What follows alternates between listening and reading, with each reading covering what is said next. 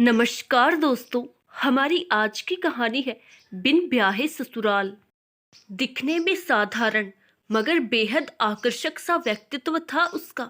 रूप रंग गोरा, बहुत साधारण सी ही तो रहती थी।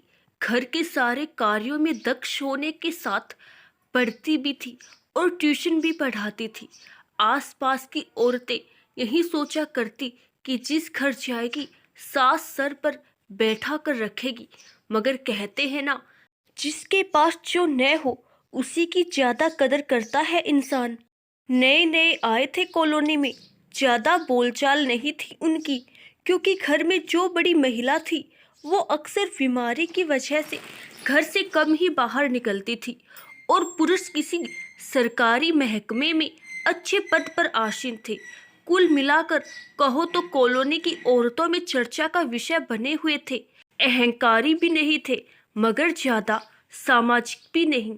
उनके घर की था लेने की खातिर हमारी कॉलोनी की जासूस टीम ने अपनी ही टीम की एक महिला की सुपुत्री परी का उस घर में ट्यूशन लगवा दिया।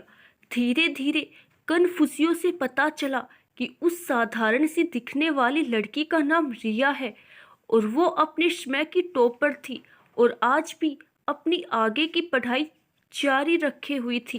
कहते हैं ना, जो समाज से जितना बचते हैं समाज उतने ही आपसे जुड़ते हैं। ऐसा ही कुछ उनके साथ था।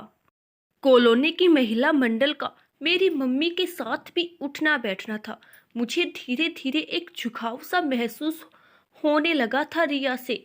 वो तो निगाह भर के भी देखती नहीं थी मगर मुझे वो बहुत अच्छी लगती थी।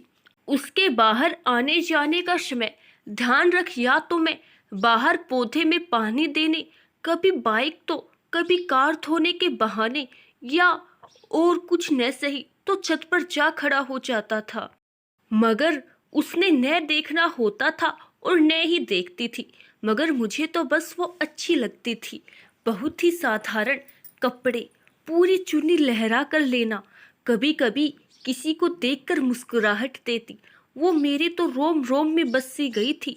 जब भी कोई महिला मंडली की सदस्य आती तो मैं कान लगाकर यह जानने की कोशिश करता कि जरूर आज कुछ नया जानने को मिलेगा रिया के बारे में या उसके परिवार के बारे में। एक दिन मैंने घर आई शर्मा आंटी को यह कहते हुए सुना कि पता नहीं अरोड़ा परिवार को किस बात का घमंड है, इतने रिश्ते लेकर जाती हूँ मगर लगता है जैसे उसकी शादी ही नहीं करना चाहती। बहुत कोशिश करी, एक से एक अच्छा रिश्ता बताया मगर वह तो बात आगे नहीं बढ़ाना चाहते हैं। मुझे तो ऐसा लगता है लड़की की कमाई खाने की आदत पड़ गई है। भगवान का दिया सब कुछ तो है, पिता सरकारी नौकरी में है मगर सोने के अंडे देने वाली मुर्गी को हाथ से नहीं जाने देना चाहते। अरे आगे पीछे तो कोई भी नहीं है, एक लड़की है, किसके लिए करेंगे इतना। मैंने तो मिसेज अरोड़ा से इतना कहा कि अब रिया की उम्र हो चली है शादी की, बात आगे नहीं चलाती मगर वह है कोई भी बात का सही जवाब ही नहीं बताती। मेरी मम्मी ने कहा भी हो सकता है कि अभी वह अपनी लड़की को अपने पास रखना चाहते हो, आखिर उनका उसके सिवा है ही कौन। मगर शर्मा आंटी बोली कि मुझे तो दाल में कुछ काला नजर आता है, हो सकता है कहीं रिया में ही कोई नुक्स है जिसे यह लोग सबसे छुपा रहे हैं, तभी उसकी शादी की बात आगे नहीं चलाते। इधर रिया मेरे दिमाग पर हावी होती जा रही थी मगर मैं भी इतनी हिम्मत नहीं जुटा पा रहा था कि उससे अपने प्यार का इजहार कर सकूं। मैं कहीं ना कहीं उसकी भावनाओं को आहत नहीं करना चाहता था। एक दिन मौका देखकर मैंने अपनी मम्मी को सब सच बता दिया और रिया से ही शादी करने की इच्छा जाहिर की। रिया एक अच्छी लड़की थी, कोई कमी भी नहीं थी।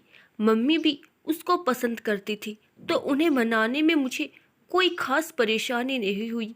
मेरे माता पिता जात पात बिरादरी ऐसी बातों में नहीं विश्वास करते हैं। मम्मी ने उचित समय देखकर पापा से मेरे दिल की बात बता दी। आपसी सहमति से एक दिन मेरी मम्मी ने जाकर रिया के घर हमारी शादी का प्रस्ताव रखा। मैं पूरी उत्सुकता के साथ मम्मी के आने का इंतजार कर रहा था। दिल में अजीब सी धड़कनें मेरी कश्मकश्मों को और बढ़ा रही थी। दिमाग में ना जाने क्यों रह रहकर शर्मा आंटी की बातें आ रही थी कि अरोड़ा तो अपनी बेटी की शादी ही नहीं करना चाहते हैं। डोरबेल बजी तो मैं दरवाज़ा खोलने भागा, मम्मी को पानी दिया। मम्मी के चेहरे पर मिश्रित से भाव थे। पहचानना मुश्किल था कि बात बनी या नहीं। मम्मी ने भी मुझे कुछ नहीं बताया और पापा के आने पर तक सब्र करने के लिए कहा। मैं जानता हूँ कि शाम तक का वह समय मुझे कितना भारी महसूस हो रहा था।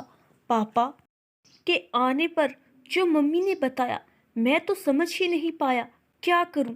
जैसे ही मम्मी ने बताया कि रिया शादीशुदा है, मैं तो एक पल के लिए हिल गया, क्योंकि रिया को देखकर कभी लगा ही नहीं रिया विवाहित है।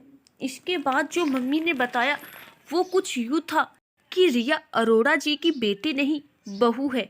वह बहू जिसके कभी उनके पुत्र से फेरे नहीं हुए, कोई शादी नहीं हुई, वह तो बस बिना नाम के रिश्ते को निभा रही है।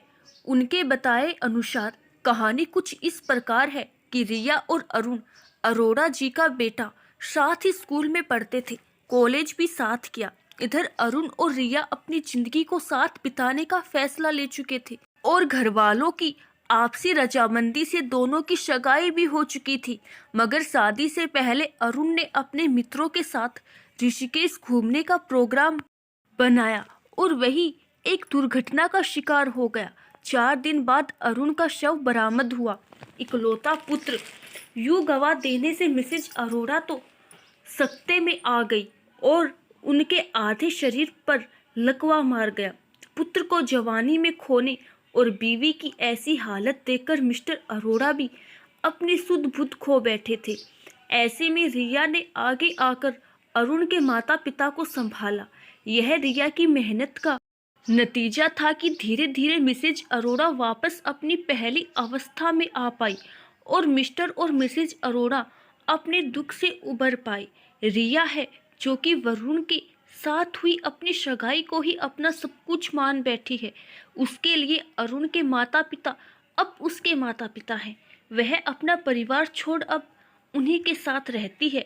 उन्होंने बहुत कोशिश करी कि रिया अपनी जिंदगी में आगे बढ़े, मगर रिया है जो टस से मस नहीं होती। लाख कोशिशों के बावजूद अब उन्होंने भी रिया के फैसले को दिल से अपना लिया है। पुराना शहर, पुरानी गलियां सब छोड़ वह नए शहर में आकर बस गए। बस यही सच है जो सारी महिला मंडल जानना चाहती थी, मगर रिया नहीं चाहती थी कि वह किसी की भी कृपा का पात्र बने। उस शाम मेरी भी आंखें नम थी। अभी तक जिस रिया को मैं बहुत प्यार करता था, पता नहीं क्यों अचानक से एक बहुत सम्मान वाली भावना दिल में आ गई थी। मैंने भी यह सोचकर अपने दिल को मना लिया कि मैं कभी रिया से अपने प्यार का इजहार नहीं करूँगा, क्योंकि कहीं ना कहीं प्यार का नाम पाना नहीं होता। अब रोज रिया उसी तरीके से अपने समय पर निकलती है। मैं रोज किसी ना किसी बहाने से उसे ऐसे ही देखता हूँ। थोड़ा तकलीफ दे है, मगर सोचता हूँ शायद भगवान कभी मुझ पर मेहरबान हो और उसे मेरी किस्मत में लिख दे।